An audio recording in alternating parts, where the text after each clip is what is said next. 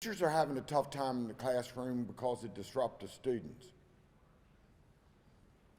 We all remember the disruptive students. How many people in here know what Pruny Town is? It was all guys that raised their hand to a greater degree. That must have mean that you were threatened to go to Pruny Town like I was. Well, the fact of the matter is that that's not there anymore. The world has changed, but what we need to do in the classroom is be able to take that disruptive student out, move them to a classroom where there's cameras, where there's specialists, and allow those teachers to do their jobs without the disruption. We need to be able to bring the family back into West Virginia. We're working to do that piece by piece by piece holistically in the state of West Virginia. But there's no reason that you can't get a public education just as good as what Donald Trump's children did when they went to a private school. And that's our goal. And by the way, the governor has talked about a 5% pay raise for the teachers, the school service personnel, and state employees. I personally am in favor of doing that again if our finances will allow us to do that.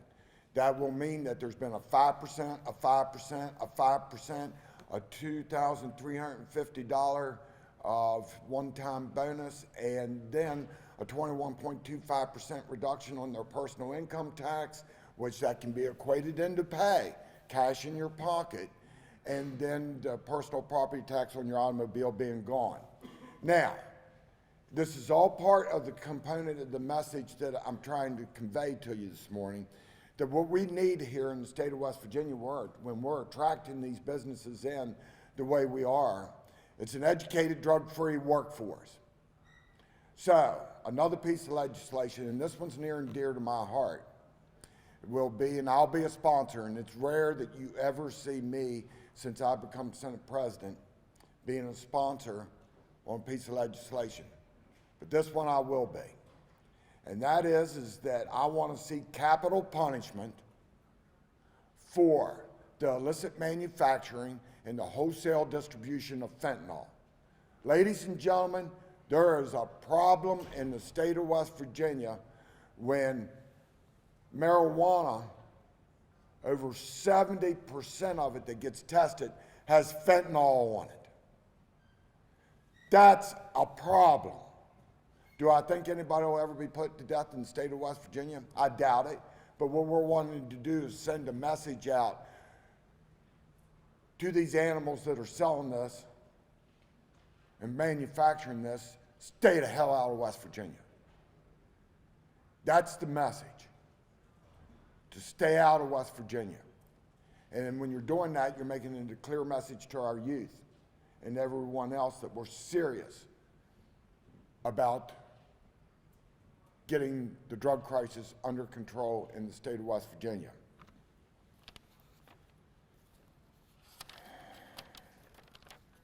I'm going to close with one last thing. Well, two things, actually. One is on day 60, the speaker and I have come up with this idea. And that is, on day 60, we're going to have a trade show at the Capitol. And we're going to invite in LG Industries, Nucor, Procter & Gamble, Clorox, and everybody else that wants to be here, that has businesses in West Virginia, because they have vendors.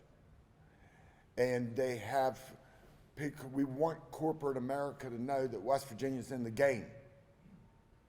That we're in the game, we're in the business to bring the jobs. And there's not a better way to increase the wages of our people than have a greater demand on the workforce. But we want to showcase what we've done. And on day 60, we're counting on being able to do that. I would encourage all of you to make sure that you've marked it off on your calendar, and I think it's March the 9th, Saturday, March the 9th, that is the final day of the session, day 60. I would encourage you to come in, interview these companies, listen to them. And that's where I wanted to close with the last thing. I traveled throughout this country, and actually the world, and I've come to the realization that the people outside of our state think way more, better, higher of us than what we think of ourselves. I would encourage you, each one of you in the press. I know that negative sells advertising, sells newspapers, and sells what goes on. But we really, really need to get our folks to understand in the state of West Virginia how great they are. Because they don't think as high as themselves as what they should when the world outside of it. I do need to add one more thing. There's less than 6,192, 6,198 people are drawing an unemployment check in the state of West Virginia. That's news, ladies and gentlemen. That's big news. That means that a lot of our people are working, job opportunities and upward mobility for everybody in the state of West Virginia. You want a job, you can get one. All those things are coming together. We've made it so sweet that you can't afford not to be able to do business here, and it's going to get better and better and better, and I'm going to stop. Thank you. I'll end it this way. I always feel better when I leave it off my chest. Thanks for the therapy session.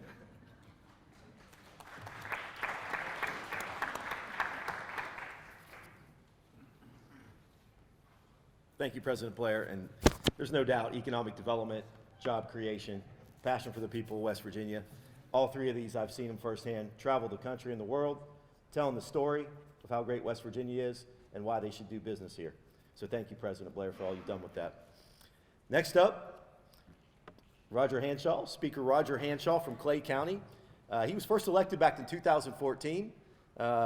When he's not up here in his daily practices law, he's concentrating on environmental and technical and business transactions as well as regulatory compliance. But one of the coolest things about Speaker Hanshaw, he's one of the 250 registered certified parliamentarians across the state. Travels all around. He leads meetings and sessions, not just going out and convincing people to come to West Virginia to do business, but he actually helps them run their meeting and keep order, not just in the House of Delegates, but wherever you ask him to. He wears a passion on his sleeve for the people of West Virginia and for the children. I saw firsthand in the House of Delegates, you guys saw the last couple of years, who are holding extra additional support in early learning classrooms because that's how important it is for development for children in the state of West Virginia. So at this time, let's all give a round of applause for Speaker Roger Hanshaw. Thank you, Doug. Well, friends, good morning. The real story for not just today, but for the session is the paper on your desk. And the President alluded to that. I'll start with that today. If you've not taken time over the course of the past few months to study this document that the President and his team have put together to highlight the joint effort that all of us together have done that we've come to call Choose West Virginia, I want to just encourage you to take just a moment this morning to think about that and study the document that the President's put in front of you, because it encapsulates so much of what we've done for the course of the past 5 or so years working together. And when I say together, I really mean it, because it represents perhaps the greatest collaborative effort that I've ever been involved in my lifetime. This is an effort on behalf of both bodies of the legislature, both parties within both bodies. President Blair and I have had the privilege to travel with Delegate Hornbuckle, with former Delegate Skaff before he left us, with Presidents Gigan Smith from Marshall University, West Virginia University, President Eric Cage from West Virginia State University, Mitch Carmichael and his team from the Development Office, all across the country, and it's beginning to bear fruit. It's beginning to show us the kind of returns that we all said it would show, because as the President said, people outside West Virginia think much better of us than we often think about ourselves. So the principal message for me today is that we all need to do more to promote ourselves. We all need to do more to promote life and the quality of life and opportunity that we have to provide right here in our state. Because we're in it, because we're here every day, because we live it and breathe it and see it and touch it and feel it all day long every day, it's easy for us to overlook the quality of opportunity that we have here. I'm a West Virginian by choice, as are many of you. We ought to be proud of the choice we've made. Let's talk about numbers for a moment. Numbers tell stories, and we ended calendar year 2023 on December 31st with with a surplus now of approximately $406 million. $406 million. That's extraordinary. That number is, if we focus just on the personal income tax collections for the month of December, we came in only about $2 million less than the previous December. And that's after the 21.25% tax cut to which the president referred. So we have a lot to be proud about here in West Virginia. A number of things are going really well for us because so many of us, all of us working together in that collaborative effort that I just described, have been willing to make hard choices, have been willing to do things that weren't perhaps popular at the time, but needed to be done. And there's more to be done still. There's more to be done still. We can always become a better version of ourselves. And that's what we'll be constantly about. That's what we'll be about again next week when we convene on Wednesday. It's about becoming an even better version of ourselves. Our interim committees have worked consistently over the course of the past 10 months getting ready for this legislative session. We've had a combination of delegates and senators working on issues that really matter to everyday West Virginians. Excuse me. One of those was our ongoing Fire and EMS Joint Committee. That committee considered how we deliver emergency services here in West Virginia. How do we make sure that when the telephone rings at the fire department, someone actually comes out to put out the fire? When someone calls the Emergency Medical Service Center in a county or municipality of West Virginia, does someone actually show up to transport our loved ones to a healthcare facility? One of the priorities for us in the House this year is making sure that we've adequately funded those organizations, that we're making sure that emergency responders are available to come deal with the tragedies that happen and that confront our daily lives here as West Virginians. It's a priority for us. It's a priority for us jointly. Our colleagues worked on that toward the very end of the regular legislative session in 2023, right up till the very last moment of that session. Then we addressed it during special session in 2023. We expect to address it again in a more permanent way as we head into 2024 next week. This upcoming year is also a big year for higher education institutions here in West Virginia. We'll see the beginning of our funding formula deployed here in our state. For far too long, funding to our higher education institutions was based in very large part on whether your school was represented on the House or Senate Finance Committees. And that's not a viable way to do business. And we recognized that last year, and working with the higher education institutions in our state, we developed our state's first ever mathematical quantitative funding formula that will drive the allocation of state resources out into the higher education institutions around our state. We'll see that kick into gear this year. We'll see that begin to be the way that we deploy state resources to support our higher education institutions in West Virginia. We think that's extraordinarily important, and we're anxious to see how it works. We're anxious to see what tweaks we need to make to it. So we'll be looking for feedback from our partners in higher education as we watch how that funding formula performs when we see it deployed this year for the first time. The president alluded to the governor's proposal to provide another round of pay raises to our public workers and our public school teachers and school service personnel. That is a shared priority for all of us. The PEI Finance Board did move forward with a proposed increase. The governor's announcement will offset that. We take that seriously. We want, when our state's doing well, we want our employees to do well. And if finances this year headed into the 2024 or 2025 budget year are as they've been and as we expect them to be, we do expect to be able to deliver on the governor's announcement. We expect him to say more about it next week when he delivers his State of the State address, but as we understand it right now, we will be expected to be in support of that proposal. We saw a tremendous announcement yesterday. For those of you, day before yesterday, for those of you who were in the room just off the hall where we sit now, we saw LG make a historic announcement here in West Virginia, a $700 million investment in not just manufacturing, but in the knowledge economy. And that's another point of extraordinary importance, because it represents a transition for us from the heavy industrial manufacturing, natural resource extractive economies that we have enjoyed for centuries here into a true 21st century knowledge-based economy. We're proud of that. We're proud of that because we think that broadening, that expansion of the economic base here in our state gives us an opportunity to do even more historic things, like make investments in public infrastructure, like lower the overall tax burden for West Virginians across the board, like continue to invest in opportunities that bring 21st century jobs to our state. That broadening of our economic base, ladies and gentlemen, is important. The announcement you saw day before yesterday will be a watershed moment for West Virginia. We're proud of that. we're proud of that. We're also proud of the investment that we were able to make earlier in the year when we funded a cybersecurity institute at Marshall University. That's the beginning of our state's investment and involvement in cybersecurity issues. We expect to advance a piece of legislation from the House this year that relates to consumer privacy, to data privacy, that relates to cybersecurity protocols for private businesses, and whether we as West Virginia can join the growing number of states around the country that are providing protections, liability protections and liability shields for businesses that do the responsible thing and implement proper cybersecurity protocols to safeguard the customers' and employees' data from nefarious actors around the world. That's a developing area for us. We're excited to be able to implement and enact into law things that we have learned over the course of the past year, much of which grew out of the Choose West Virginia trips that we've been making around the country.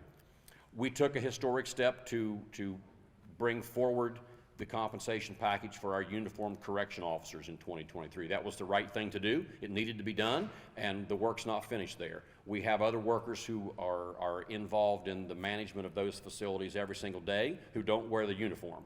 And it's a priority for us to make sure that those workers aren't forgotten as we head into 2024. We know that there are other men and women who work in those facilities that do critically important jobs that weren't taken within the scope of the uniformed officer bill that we passed in 2023. We want those workers to know they haven't been forgotten, and that we'll be talking about them as we head into the 2024 session next week also. You know, one of the fastest growing segments of our economy is healthcare. The healthcare industry is among the fastest growing segments of the economy, not just in West Virginia, but nationally and even globally. That can be reflected this very morning as we look at the sponsors of this very event. I'm pleased that we have representatives here this morning from Vandalia Health, from the West Virginia School of Osteopathic Medicine. I see that Admiral Stephen Pachuta is here with us this morning, Dean of the WVU College of Dentistry. I understand that the Admiral is going to be on a panel about oral health care and dental services here in West Virginia later today at this very event. That's important to us because investments in health care are economic development. We take that seriously. And last year, we were able to make some historic investments in the infrastructure component of public education. Among the topics that we're discussing this year is whether it's appropriate that we also make an investment in the infrastructure and the physical facilities of our state's healthcare providers as well. So we'll be talking more about that as the 2024 regular session rolls along. I'll pause at this moment now and let my colleague cover everything I've forgotten here this morning. And thank you for having us today. Appreciate it.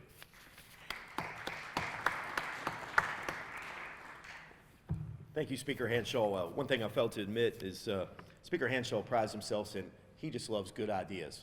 He puts party politics aside, brings people together, both Senate President and him. They just want good ideas to move West Virginia forward, which is a good segue to our next speaker, our minority leader in the House of Delegates, who served various hats in his tenure from Cabell County on Small Business Economic Development Committee. He served on the Finance Committee. He's the son of Marshall. He raises a great son. He owns his own business as a financial advisor, but he wears his passion for all West Virginians. His motto is putting all West Virginians first. He will lead the minority caucus this year in the upcoming session. So at this time, let's give a round of applause for good friend, Delegate Sean Hornbuckle from Cabell.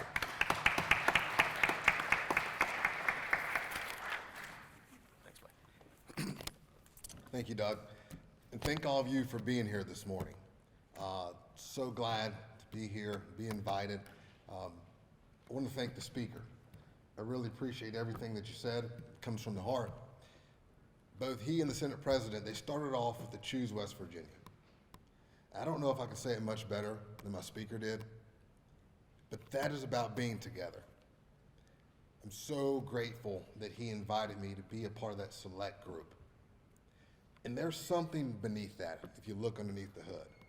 As he said it, we've got President Smith, President Gee, Senate President himself, President Cage, but he also had Democrats a part of it. Let me get a show of hands in here of who was just sick and tired of politics. Seriously. We have slung so much mud, there's so much rhetoric, and it's counterproductive to West Virginians moving forward. And so what they set out to do is to show you that we can do it together. We have to do it together because everybody's involved. Part of being the minority leader, what I will be doing this year, with what I think is the best Democrat team in America, is we're going to be a champion for people. We've always been the adult in the room. We've been the watchdog. We want to make sure that we're able to put money in people's pockets and able to save money for people. We're going to lead by working in a bipartisan manner. It's very, very important to us. Very, very important to us. But what we will also do is we will stand up to extremism. All of us know that this is going to be a huge election year. And time again, what you see are people who are going to push things, again, that are counterproductive to everyday West Virginians. And that's what we're going to have to stand up for. Talking about education, we have done a lot of things under Speaker Hanshaw's leadership to boost that. We were able to put aides into our classrooms to help our tiniest of mountaineers. But what we've also done with the Hope Scholarship, while affording people the ability to go to private schools, micropods, charter schools, we've actually had dollars to leave our state. We want to be focused this session on how do we bolster our public education system. We've done such a good job over the past couple years, again, with this Choose West Virginia initiative, of spurring so much economic development that we cannot forget the public education system that's going to put those people in those jobs. And if we erode it with monies leaving our state, with a lack of transparency, then shame on us. So that's one of our things that we really want to do this year, is get back to putting public education first. When we talk about our community, we've got to be a little more collaborative in here. Let me get a show of hands who has felt utility bills go up. Has anybody felt utility bills go up? In our Democrat caucus, we want to work in a bipartisan manner to make sure people can afford to live. People can afford to live. Adding transparency to the PSC. Making sure that we are enhancing the public participation elements of that. That is very, very important to us. Again, we as Democrats want to make sure we keep money in your pockets and put more of it in there. Again, I think that the agenda is going to be very robust. There's going to be a lot of things on there, but it's going to cost for dollars. One of the things that we've always championed is having a cost of living adjustment for our retirees. Very, very important for us, especially our state workers. We have to do that. One of the promises that we made them long ago in working for our wonderful state is that they're going to have great benefits. We've got to make sure we carry that into retirement. Because again, that's about our economy, putting more money back into that.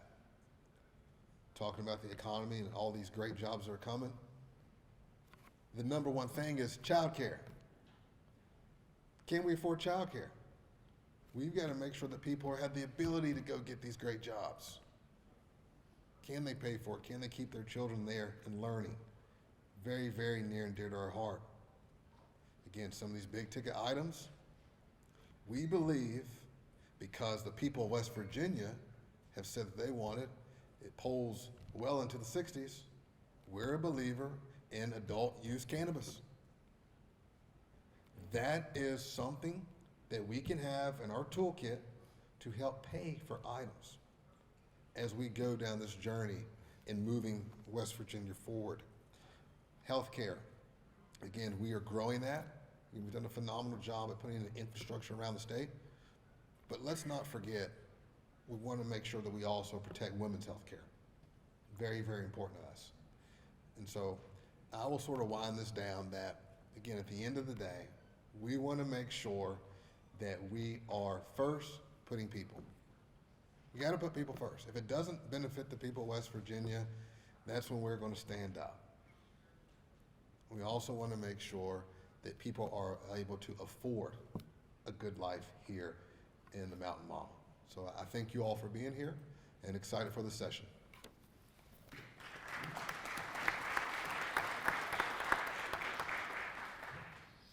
Thank you, Mr. Minority Leader Hornbuckle. Before I turn this over to John McCain, I did want to just thank you all On behalf of the Press Association, for all you do. I know you are big fans of local journalism and informing the people and keeping them informed. So thank you all for what you do for the state of West Virginia and helping us, let us do our job to keep people informed. I do see Secretary of State Mac Warner out there. Thank you for all you do. I know you're a solid believer in keeping local journalism alive as well. So thank you, Mac, for all you do. John, I'm going to turn it over to John McCain, who's the editorial director for Ogden Newspapers, part of the leadership team there. He started as a city reporter up there in Wheeling for the Intelligencer, the Wheeling News Register, where he still continues to help with a managing editor role. He's going to help facilitate and lead the panel discussions from here on out today. So let's give a round of applause for John McCain. Thanks, Doug. Stephen, you got a question? Wanted to bring up child care. Obviously, Delegate Hornbuckle brought that up. At least one lawmaker said last month in a committee meeting, they said something along the lines of there's really no role for government in regards to funding child care or funding incentives for child care. That might have been true 50 years ago. It's probably different now. We have an issue with our workforce participation rate that would put more people into the workforce. You want more people making babies. Well, they would make more babies if they had access to child care. So what is the government's role? And how can it possibly incentivize that sort of thing going forward to put more people into our workforce? And anyone can answer. Yeah, I'd like to jump right in the middle of that because it's a really important question. It's top of mind for the members of the House this year. We've spent time on it during our interim committee process leading up to this regular session. Last year, we worked together between the two bodies and implemented a funding system that allowed our larger employers in West Virginia to claim a credit for development of child care opportunities associated with their place of employment. And it worked. It is working very well for our state's larger employers. Steve, we have a pretty clear line of sight on expanding that opportunity to our smaller employers in West Virginia as well. That becomes particularly important in an environment in which we, the state, have regulated an industry quite heavily. If you say there's no role for the state in one part of an industry, then that necessarily means there can't be a role for the state in any part of it. That's just not true. That's just not the reality, because we, the state, have inserted ourselves into the child care industry in a considerable way. We regulate that industry quite heavily. And as a consequence, it's difficult to get that. It's difficult to get in that business sometimes. So that the program that we enacted last year is, as the data that we've been presented with tells us, that it's going extraordinarily well. We'd like to see it made available to another smaller subset of West Virginia employers.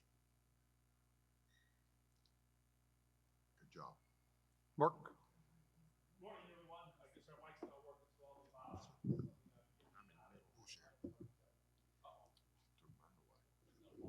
Back up to the speaker. I want to ask about the tax cuts. You passed 21% tax cuts last year. We're on pace to go 10% this year, 10% next year. Do you anticipate we're going to see cuts in the personal income tax this year go through? And what do you think the benefit of is? And are there any concerns, especially from the minority party, that this might be going too fast and that giving that much money back in a short period of time is not a long-term financial plan for the state? Let me walk this boat here.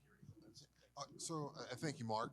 Our position has always been that we just want to make sure that these tax cuts are benefiting first the people that need it the most, all right? Because we want to make sure that it's a ground-up approach. While I know that it has been successful with the 21%, and it looks like we are on pace to do another 10%, again, we're going to be a watchdog in the room. And if we feel that the numbers bear that it has not helped the most vulnerable in our state, then we're going to be loud about it and make sure that we can put something on the table that's going to give everyone, again, those that need it the most, relief. May I? Sure. I love this question. Thank you, Mark. And first of all, I was the author of the flatline budget. There was two common denominators for the flatline budget that got us to where we're at today. And that was Craig Blair and Eric Nelson in the House Delegates. He was the finance chairman then Eric Householder, and then when I became the Senate president, Eric Tarr. And those flatline budgets, what we did and I've been around a long time, folks, 2003, as Doug said earlier. And I watched us go from feast to famine. You cut $200 million out of the budget in a year. You never seen any difference in our government. Why? Because they use the spend it or lose it mentality. And the federal government is rife with that as well. And so I said to myself, what if we just held a flat budget and then let the revenues grow? And they did, 138 million a year for the first 2 years. Then the second 2 years, it was 147 million. And that freed us up the possibility. And I predicted that it was going to be $600, $700, $800 million in excess revenues. I did not predict 1.85 billion at the end of 4 years. But the reason that why it was additional to that is because of the severance tax. It was almost $1 billion of it in severance tax because it was really high.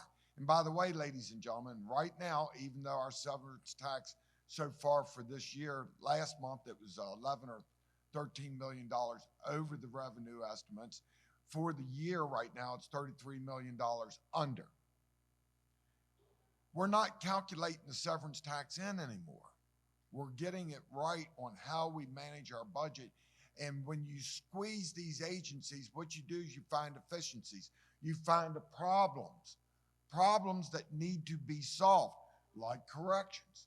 But we've taken these excess revenues and I'm rounding numbers here, a third of it is going to tax reduction. A third of it is going to capital improvements. And make no mistake about it, do not misunderstand that when it comes to the roads, general revenue funds, $100 million, $130 million, $150 million, and I think it was another $150 million that we put into the road fund. That first $100 million is more than whatever went into the road fund in the state's history. So what we did, we put into capital improvements. But that other third went into savings, into the rainy day fund, which drives down the interest rates and the bond rates that are out there, so that the cost of doing business basically in the state of West Virginia for when we do business and invest in ourselves. And so our rainy day fund is $1.2 billion. It went up $40 million last month because of the investments that we have. And then we got another $400 million sitting in the personal income tax reserve fund that you can, and it's getting the same return on the investment, but you got a $1.6 billion. That is probably the best, I got to leave the expletive out, excuse me, the best rainy day fund in this country. And it affords you flexibility to be able to do things into the future. But to close on this question now, we must keep our eye on the base building aspect of what we do, like that 5% pay raise that we were talking about earlier. We want to be able to do that, but we also want to make sure that we do not box ourselves into the corner where we have to go back and look at the people and say that we need to do a tax increase. We need to let the capital investment that is taking place in the state, whether it's public or private, start to pay the dividends that will come back to grow our revenues, to continue growing those revenues to allow us to reinvest in ourselves. It's a formula that is working, and it's working like it's never done in the state of West Virginia, and we could care less about the severance tax. That's gravy. That is gravy on top that we can use to put and go do greater investments that are not base building. We just have just a minute or two left. I know everyone's getting antsy here. You have a question real quick? Yes. With economic development, I see the problem in communities throughout our state with affordable middle-class housing. I don't know if the West Virginia Build Act is answering the question of people that are especially getting jobs in the trades can't find homes, in these burn-out homes in many communities, and they can't get a chance to build. There's no room to build new ones. Will the legislature address anything when it comes to finding middle-class affordable housing? Dilapidated structures are a problem, Randy, no question, full stop, they are a problem. I come from a community in which dilapidated structures occupy some of the land on which exactly the kind of housing that you're describing could be and ought to be built. So we've had members draft proposals for consideration on assisting communities take down some of the dilapidated structures around West Virginia to clear out the way for construction of exactly the kind of opportunities you're describing. And if we don't ask this question real quick, I know we really are at the end of our time. Please, please, 1 please. minute, 1 minute. Yeah, hurry. I did 1 minute on that one, and that is I come from Martinsburg, West Virginia, where you should have seen it in the 1970s. It was not good because the jobs weren't there. When the population growth come in, they went in and took houses that were worth $50,000 that are now worth $250,000, $300,000. It's a way to revitalize your community. When you have job opportunities and economic growth there, you will actually help with that housing problem because you get in on the ground floor and you build them up yourself. It worked beautiful in Martinsburg. I'm sorry. Actually, we probably are low on time. Does anyone have something that can be answered with a yes or no? If not, we're running low. I have a yes or no. I will say the governor has intoned his top priority for the session is going to be the transfer rule in addressing that. Are you gentlemen, what do you think of the one-time transfer rule for high school athletes? That's something that's going to come up? It's very nuanced. Being somebody who is a coach,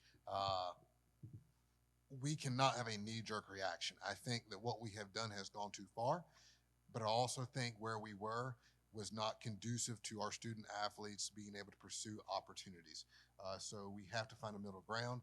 I'm appreciative. I brought this up several months ago to the speaker, and he was all for trying to work in a collaborative manner to be ahead of this and be proactive. So I know that was maybe longer than a yes or no, but it's a little bit more nuanced than you think, and we've got to take our time with this. But yes, I would be for fixing that. Gentlemen, thank you very much. We look forward to the start of a great session on Wednesday, and appreciate your time.